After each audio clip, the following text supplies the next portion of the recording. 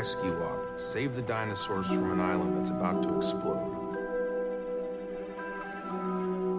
What could go wrong?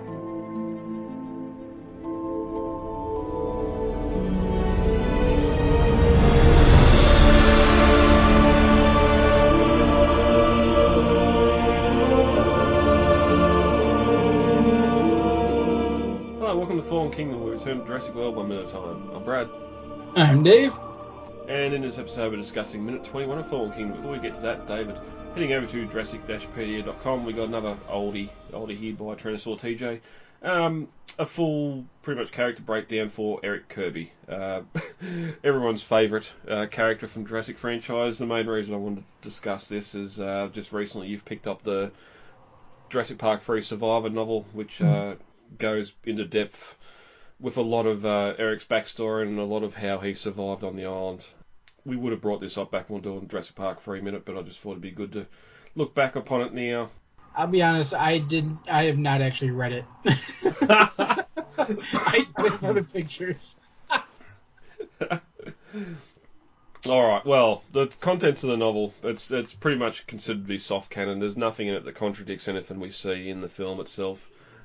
There's some world building on Sauna, going to find these safe houses or what have you that are on the island, sort of bunkers that are in place for InGen personnel if they ever get into trouble, out away from the main compounds and that. Eric trying to communicate. I'm pretty sure we do get the T-Rex P incident in there as well. I'm sure that'd be in this article as well. I haven't written or read all the way through it, and I'm not going to start now because we know how that goes. So, yeah, it's just a good little backstory on Eric, and for those of you that love Sauna like I do, just another reason to explore more of it since we don't get to touch on it in the new films. I think some of the extra buildings that Eric ends up finding in the novel are based on some of the earlier script buildings that we kind of get littered around the island. For example, at one point there's going to be a large, like a greenhouse chase with raptors. Mm-hmm. And there was also going to be a chase on dirt bikes or something, or ATVs or something that they find in an old garage on the island somewhere. And there's just kind of all these little buildings dotted around the island that they randomly come across that they ended up cutting a lot of in the final film. Yeah, and even we talked about there the planned overnight stay in the Embryonics Administration building instead of going and leaving straight away and getting chased out by raptors. The novel does cover Eric sort of fortifying himself in the building in an office and occupying his time by looking at blueprints, maps of the island, manuals for the laboratory and all sorts of other things. So we could have had a definitive Sauna map with an actual InGen layout map or something as a prop from Jurassic Park 3 had they gone down a different path and had a bit more time to make the film. But anyway, that's in the past. There's just so much that should have just been left in the film just to pad it out. Yeah. You could easily have just left all the deleted scenes in there, left all the finished all the cut scenes that you planned, and just pad it out to a nice even half hour or hour, nice even 2 hours. And there's your movie. I mean, the movie was just like a random side adventure anyway. So, I mean, pad away, you know? Yeah, I still look at the concept art for the boat coming into the InGen Harbour, and you've got all those other boats, just the boat graveyard, and you realise how many other people have come to the island and haven't left.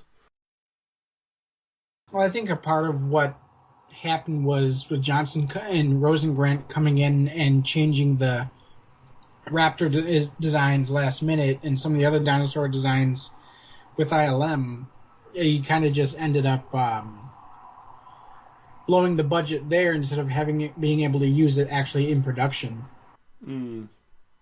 So anyway, that's enough about Eric Kirby. Eric Kirby. If you are a fan of the character, you head over to JurassicPedia.com for the full write-up here. There's other characters as well, so pick your character, go over and have a bit of a read, and have a look at their backstory and their role in the franchise. Mm-hmm. Blue is alive. Jesus, Claire. You raised her, Owen. You spent years of your life working with her. You're just gonna let her die? Well, yeah. Alright, Dave, we're in again in minute 21 of Fallen Kingdom. I am.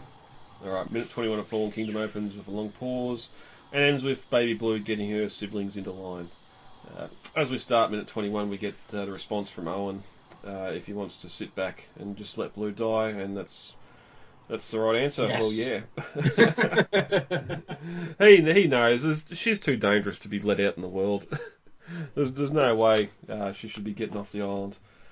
But Claire's a bit taken back by the answer, and so says, "You're not as bad a man as you think you are." And then Owen jokes back, "You should write fortune cookies." So again, he's not taking it serious here, just joking back to her. But Claire sees that she's not getting a straight answer out of him, and makes to leave before telling him there's a charter flight leaving tomorrow morning. You're on a manifest. I just wanted to let you know. Obviously, there's only one airport or runway in town, so he knows exactly where to go and what time that plane's going to be leaving for him to get there next minute. But as Claire leaves, we get a long zoom in on Owen as he's thinking, and then takes another drink of that non-alcoholic beer. And that's the bar scene done. I don't think there's much more to add to it. We pretty much covered it all last minute. It's just a shame now here we've spent 2 minutes on the bar with them just bickering back and forth, and that minute 42 it's the mark. That's when we're on the Arcadia and the back of the ship's closing up. We're leaving Nublar. It's only 20 minutes away. We're going to have less than 20 minutes on Nublar, and it's just we're taking up time doing all this other stuff that I just don't really care about. This is a very front-heavy movie, which I think was kind of because there was some criticism from the last movie that they just got things started too fast. Mm-hmm. So yep. they kind of leave a lot where it's more set up in this movie.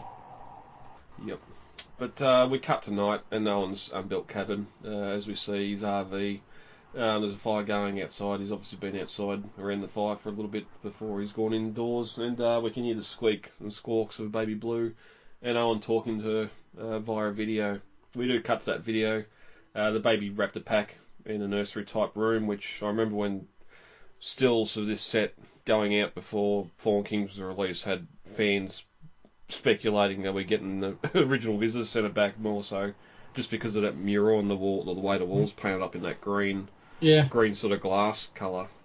I do like that something that we get during the opening pan down is that you, for a brief second, a shooting star flashes across the sky, which is kind of one of those thing.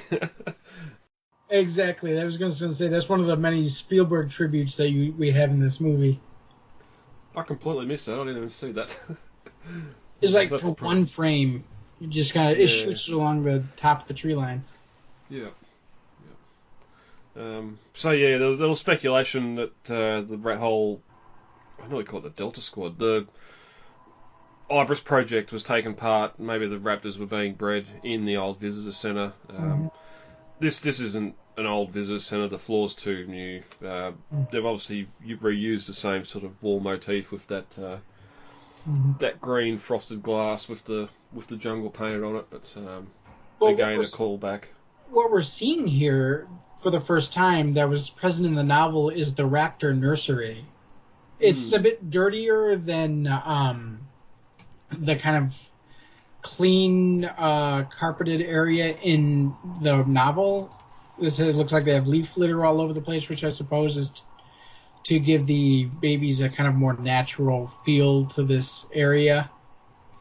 But yeah, it's actually pretty reminiscent of the kind of nursery areas you'll see in zoo settings, where you have like that jungly mural on one side, fake trees popping out of the walls, and leaf litter across the ground. Yeah, well, it's something we don't really get in the films. We the only juveniles we see in Jurassic World was the petting zoo, and going forward, the only juveniles we're going to see are in cages. So it's something we've needed to see, and unfortunately, it's just a little snippet here in a video to reference that first novel.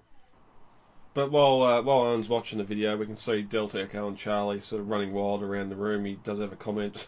What do you guys eat? They're bouncing off the walls today. Oh, I mean, they are babies. That reminds me of my puppy. She gets the zoomies. The other night, she zoomed her face right into the screen door. About 8 o'clock at night, I let her out, and she does a big circle around the yard, and then comes back and runs, bam, right into the door. And she kind of falls back with a little yelp, and I'm thinking, I know I shouldn't laugh, but that was fun. It was so funny. And she'll never do it again. But Owen sort of yells at the kids here, and Blue snaps at her siblings, and they all snap to attention, showing early signs of leadership here as a juvenile. But we don't see Owen's reaction to that until next minute. Dave, anything else on the Ibis, the baby raptors, or anything else on this minute? Yeah, I think we're good. All right. Over in the novel comparisons, we it all happens exactly the same as what we see here in the film, so nothing more to add to that. Mm-hmm. So another quick one. Owen's watching this video, reminiscing. Next minute he's going to make his decision, and we're going to get to the plane finally. Finally, the flight to Nublar. But Dave, that's it. We'll get out of here, week. All right, sounds good.